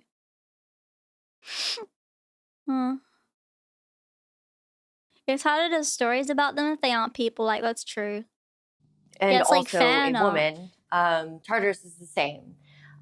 So both. -EUTERPE asks, did Sparta worship Athena? Yes. Every region in Greece has the same deities for the most part. It's whether or not, the ones they pay special attention to or not. So Sparta definitely worshipped Athena, just like they would worship, Zeus, Apollo, Artemis, all of them. Mysterious Writing 7 asks, what is your personal favorite Greek myth? So I have to say Medea. She is a princess of Colchis, which is at the edge of the Black Sea. So for the Greeks, that's really far away. She's super foreign. And Jason, he's this young Greek hero. He comes, he's trying to get the Golden Fleece, which her father is guarding with this dragon. And, for most of the traditions, Medea in some way falls for him or wants to help him. And she helps him get the Golden Fleece. They have to travel they were talking about Corinth, the Golden Fleece where stuff. they are sort of staying under the king. And Jason decides, I know you helped me a lot, but I'm going to remarry. I guess that makes sense. In retaliation, to really get back at Jason, she kills their sons and then she flees. She's not morally the best figure, but I think that that's also why I love her so much. Her story is extremely complex, and even in contemporary times, it's been reproduced and sort of, made to fit whatever narrative certain people want. She's even become a feminist statement for some. She's incredibly engaging and interesting, and so I would have to say her myths, all of them are my personal favorites. Shimosuku asks, why are worshippers of ancient Greek gods referred to as cults? Actually, the worshippers are referred to as cult worshippers. The ancient Greeks did have pretty much the same pantheon where you kind of do worship the same gods. They all are very different based on region or the function that those regions would emphasize. It's based on region and the function, and so the emphasis of that deity. Maybe and that's why it's just a cult. wording, though. It's not, it's not like a cult. All the worshippers of all the gods. It's about that specific one at that temple. All of the Olympic deities would have their own cults, and those are the ones you often hear about. The whole point of a cult is you already know that these people believe, right? They already have that faith. And so with a cult, it's the action, it's the literal cultivation or the tending to that recipient of so they the don't cult. literally mean it like cult. I mean like a cult. Whoever. Yeah. And so not that's in a modern context. The act of that's probably what they are asking. Like, do they mean it in a they probably assume they meant it in a modern context. Celestial lower dash blade. Why is Artemis so angry at men generally? So Artemis is the twin sister of Apollo. When their mother was pregnant with them, they were chased, of course, by a serpent from Hera. They're chased to this island. And one of the reasons why she gets that epithet of like to help in childbirth is that she is supposedly born first, and then she helps her mother as a midwife to give birth to Apollo. And then of course Apollo is born, and they defeat the snake. Artemis is a virgin goddess. She does not have male companions. She is, she protects, she watches over unmarried women, I should say girls. And she is associated with death and with punishment, but I would say it's pretty equal. The difference though is she only has female companions. And so whenever a man sort of transgresses that boundary, you can expect her to be pretty aggressive against it.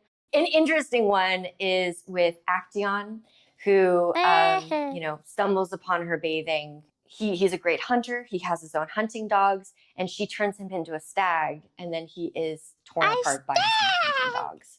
No. Although Artemis does not, single out men, she can be pretty aggressive in her punishment against them.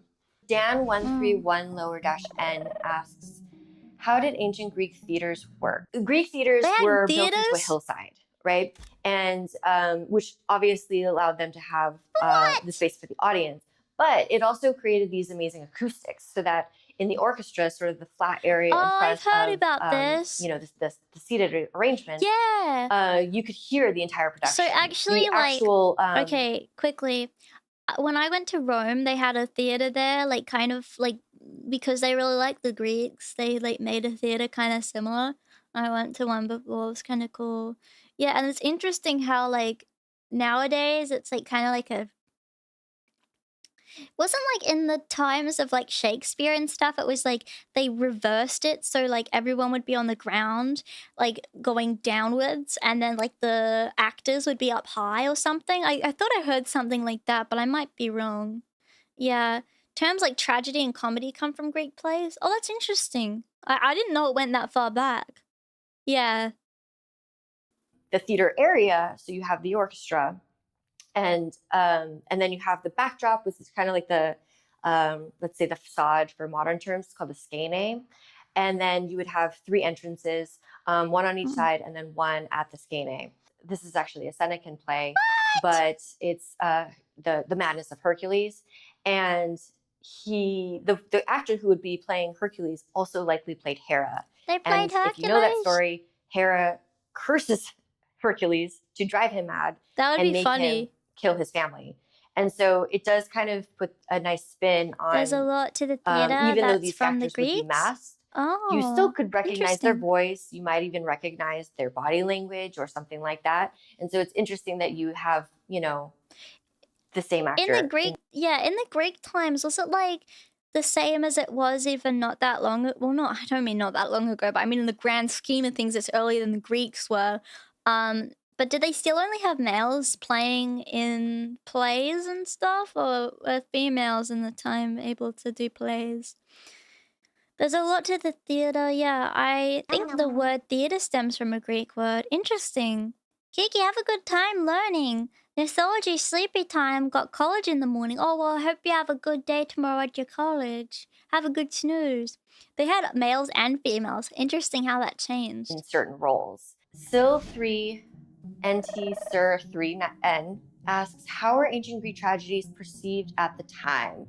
On the one hand, we don't know. And on the other hand, we can kind of infer some things. The story of Euripides' Hippolytus, and the anecdote about that is that, so the story of Hippolytus is that this young man, and he's the son of Theseus, and he just does not want anything to do with women. He does not want to have sex. He doesn't want to hates have a them. marriage.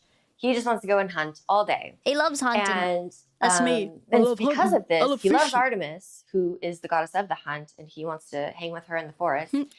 This makes Aphrodite, the goddess of love, specifically sexual love, very upset.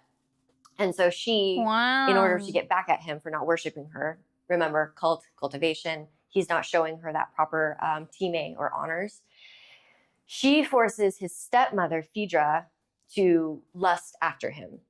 And so this ends tragically where she doesn't want to do it, but of course, the goddess is making her, so she kills herself. And in order to protect her children, falsely accuses his father, her husband, Theseus, of rape. And so, of course, at the end, everybody ends up either dead or suffering. And in this story, actually, there is a Deus Ex Machina where Artemis comes down and reveals everything and essentially tells Theseus, you were wrong the whole time. So it kind of just depends. It's very much like how movies are perceived today. Some critics love it, some critics hate it, some people love it, some people hate it. It's just based on, how that audience subjectively perceives it. Okay, so Bitter Allison writes, how the Apple of Discord myth goes. To the beginning, there is a goddess called Thetis. She is going to marry a great hero called Peleus. And at their wedding, because remember, she is a goddess and he is a great hero, all the gods are invited. But because it's a wedding and you want, it's supposed to be a joyous occasion, you don't want to invite Eris, the goddess of discord, and who they leave off the guest list. Whoa! And true to her nature, she's not happy. And to get back at them for this slight, she throws down this golden apple and she writes on it, to the most beautiful. Athena, Hera, Aphrodite all want to claim it. And this leads to the judgment of Paris. And Paris is a prince of Troy. But because there's an oracle that he essentially will be the downfall of Troy, he's sort of hidden away as a shepherd. And so as he is a shepherd tending his flock, these three goddesses appear to him and say, which of us are the most beautiful? They each offer something that they could grant to him. That's tough. But Aphrodite offers him the most beautiful woman in the world as his wife. And so as a young man, he's like, Aphrodite, you are the most beautiful. Which unfortunately for the Trojans is what sets off the Trojan War myth. Paris either steals away with Helen willingly or abducts Helen against her will, but he gets Helen in the end from Menelaus in Sparta, and then they go to Troy, and this, of course, leads to the Trojan War. Practical lower dash plan 4854 asks, I don't think an arrow to the heel will kill you. Did infection kill Achilles? Achilles is killed by Paris and Apollo. Now, although Achilles is the greatest warrior of the Trojan War, he's still no match for a god, right? Thetis, his Achilles' mother, held him by his heel in the river Styx to make him immortal, but except for that heel, is actually a later tradition. He's not entirely invulnerable, right? The earlier traditions essentially say that it's that Paris shoots him, right? We don't know where, it doesn't specify. Don't shoot your child. To this question, Apollo is associated with plague and with sickness and things like that. So there could be an allusion to either a poisoned arrow or even, an infection, something like that. This story is not in the Iliad. There's a feud that begins between Achilles and Agamemnon. Tricky. That's what starts off his wrath, right? And then it ends the Iliad with the death due to mistranslation, the apple stuck since there was no word for orange. That's super interesting and makes sense. To Achilles. That's the Iliad. So you don't get the end of the Trojan War, and you don't get Achilles' death in the Iliad. So PTSLX asks, where do we get Greek myths from? From Greece. As we know it, was not this unified Greece in ancient times. They were all city-states. Some of them were more advanced than others. You had pre-literate societies in Greece, to literate societies. And even when myths were written down, they were still changed or adapted.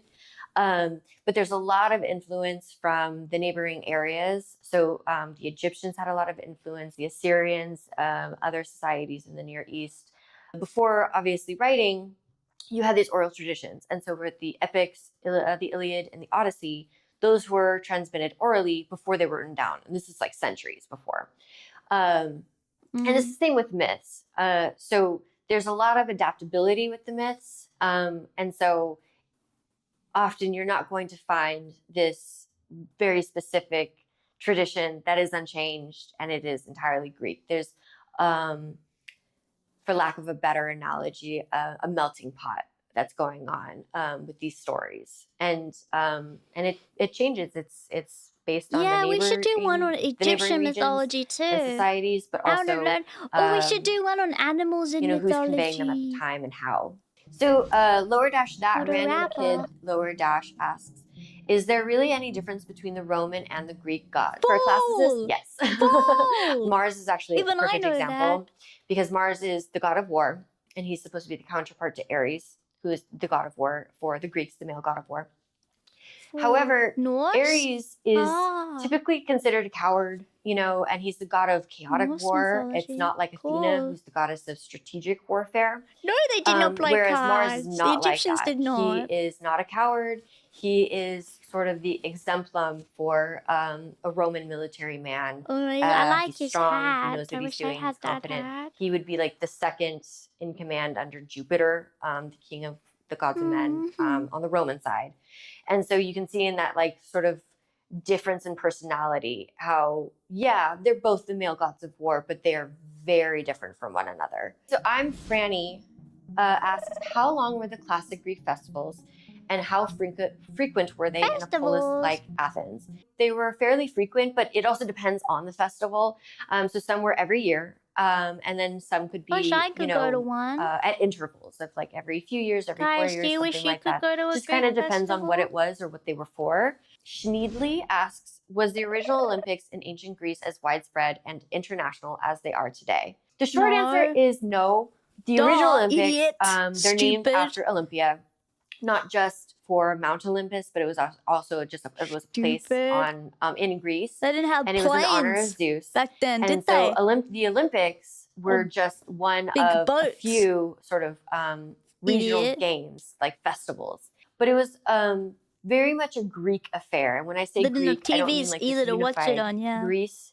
I mean like Hellenism. And that's sort of like we all have the same gods, we all have the same culture, that kind of thing. So Sunfire asks, was Cassandra getting cursed by Apollo for her own fault? I'm going to tell you the story, and then you can decide for yourself. Cassandra is a princess of Troy. Apollo comes to her and says, I will give you my prophetic ability if you sleep with me. At first she says yes, that's fine, I will do that.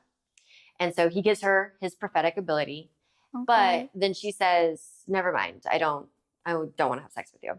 And so she sort of goes back on her word. That's her fault. And he, in retaliation, curses her. He doesn't take his she- prophetic ability back, but he says, He okay, should have fine, taken it then no back. one will believe you. So you can prophecy all you want, but they just will never believe you. Famously, she is the one during the Trojan War who says, don't let that horse in. You know, it's filled with Greek soldiers. It will spell doom for Troy. And none of them believe her. And this is consistent with her story where she knows what's going to happen. She can tell them and she could save them, but they don't believe her. Lex That's Mons tricky. asks, why wasn't Ares a patron deity of Sparta? Ares, although he is the She god could just of war, say the opposite of the is truth. the Yeah, god like of chaotic opposite day. warfare. And so he's not probably the best god to worship when you want to show yourself to be these impressive soldiers that, stand in this impressive military array that can defeat any army because they are this professional army. A god like Apollo, he's a much better deity to sort of guide you in this way. He's One, cool. he is also known for his military prowess. For somebody like Sparta, this is kind of ideal because their whole thing is, how do we make these boys into men to be these great soldiers? You have a god like Apollo who sort of checks a lot of boxes for them. So he's a lot more of an appropriate god. Sarah DAKL asks, was Apollo the sun god or Helios? The short answer is both. In earlier traditions, you have Helios, who is both the sun and the god of the sun. Gradually, through time and regionally, Apollo starts to absorb some of his attributes. He becomes the god of the sun and the sun god, right? And we see a similar thing happening with both Helios' sister and Apollo's twin sister. So Helios, his sister is Selene, and she is the goddess of the moon. So the moon, but Like also the goddess of the moon. Apollo's sister, his twin sister Artemis, just like Apollo with Helios, starts to take on as the goddess of the moon. And so you just see that happening throughout. Grim Londor is the king Minos, the judge of Hades, not the same Minos of the Minotaur? Yes, they are the same. Minos often gets a little bit vilified for his role with the Minotaur and all of that. He actually is seen as a good and a just ruler. And he's one of the sons of Zeus. Him and his brother Rhadamanthus, who I is still don't like also the son of Zeus. Zeus, I don't know. I and still don't like another him. son of Zeus, Iacus. They become the three judges in the underworld. I don't know. So they are the same.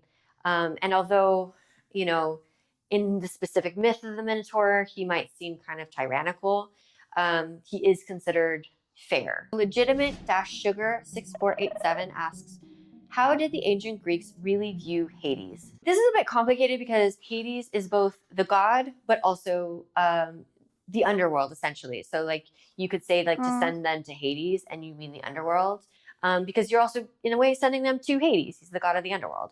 That makes sense. And just like something like death, which he's representative of, you have this sort of complicated view where you pay extreme reverence to him, but also you don't really want to be near him, right?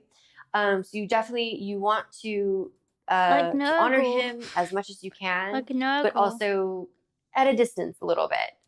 So it is a complicated view. It's not something like in Christianity where you have like the devil, for instance. Can't be that there's like no you because maliciousness I love with you, it. but I It's don't just want to that, be close because you it's synonymous with death. And how close do you always want to be around that? But it's also really a natural part of life, and you need to pay your respects. Fragile Photon asks, what is your perception of Icarus? What motive do you think he had to fly high knowing he will fall? Of course, Icarus doesn't know he's going to fall. He is warned several times, but that is sort of the lesson from his myth. Look at that! Look at that! Not to get carried away. Look at him. And so the Greeks really value moderation. They have a term called sophrosune. Greek myth, 90% just Zeus freaks someone's too much wife. or too little. It's true. And so, anything It's in excess true. is going to be bad or Thank you your very downfall. much. And so Icarus is, of course, the perfect example of this. Sick of where, Zeus. It's annoying. He's flying. He has these makeshift wings. And he gets excited because, of course, as a human, being able to fly is amazing, exhilarating experience. Aside from But kidnapping, although he's had numerous Hades warnings, didn't do much. he gets carried away. He's not showing moderation. And, of course, the wax is melted by the sun and he falls. True. Banana Salty 8391 asks, what's your opinion on Hephaestus? In Greek society, they have this sort of view that may be a little bit foreign to a modern audience, where your outside is representative of your inside. And so if you were this noble, beautiful specimen of a person, then you must also be a noble, beautiful specimen of a person on the inside. And of course, this kind of goes against a lot of what modern people want to think about. But with Hephaestus, it's a he human is thing. an Olympian deity, but he's also lame and disfigured. It's a human thing. Like if you look noble and like extremely important god. People will treat you fire. better. He is an amazing blacksmith. There's a fun little anecdote about he has these tripods that can move on his own, on their own. So he's very important, but he's also important because and a in tripod some traditions, back in the Greek he days. is the offspring of Hera by herself.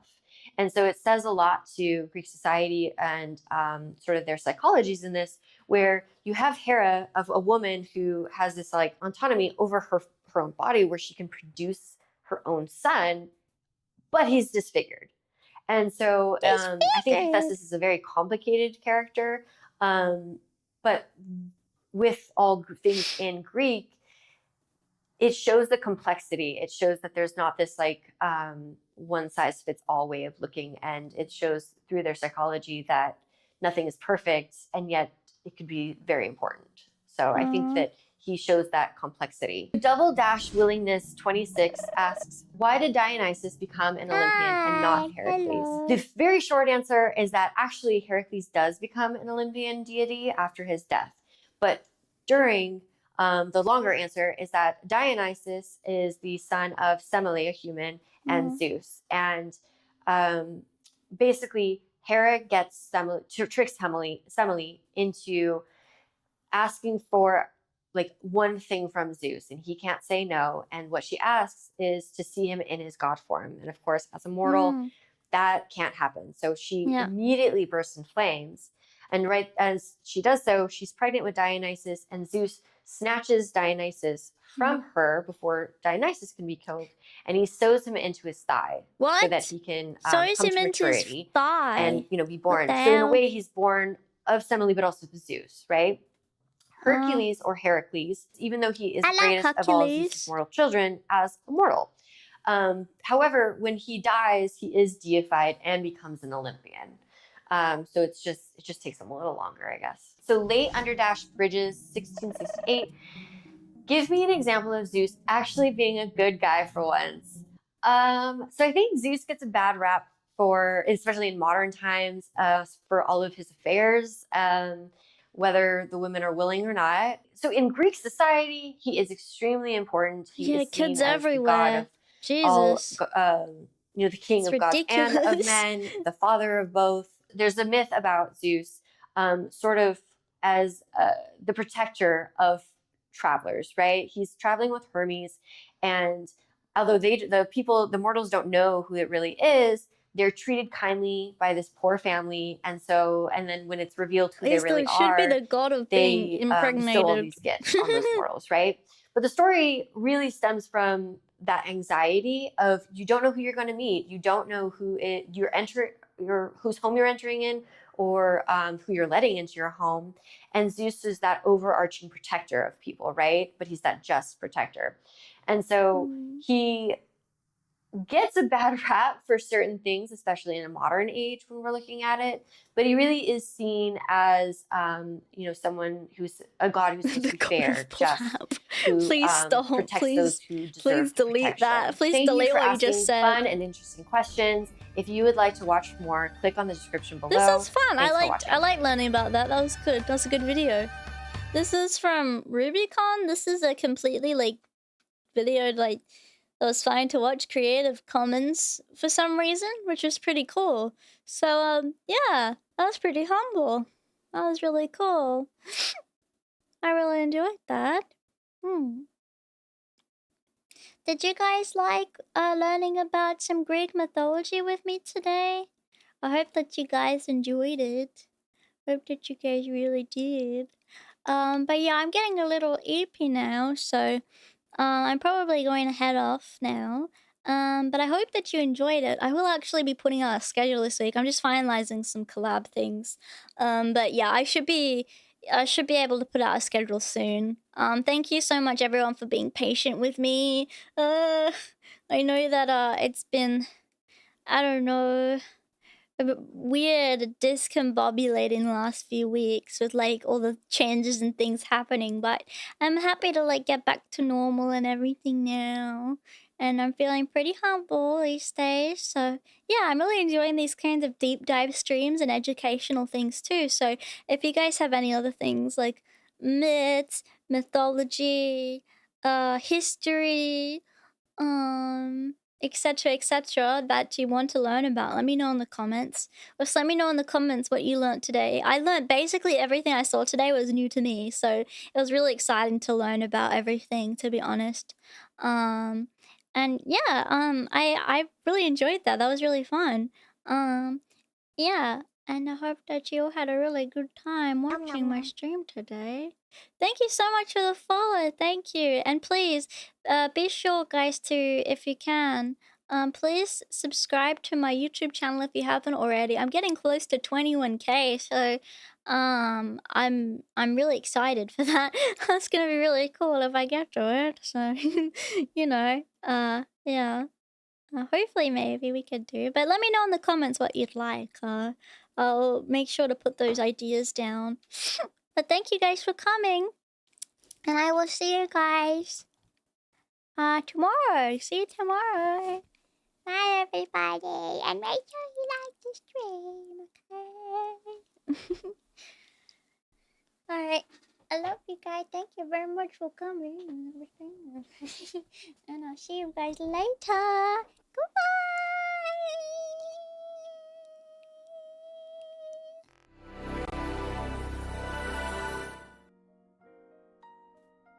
But you know, I got things to do, I got places to see, so I better head off. But I'll see you guys later.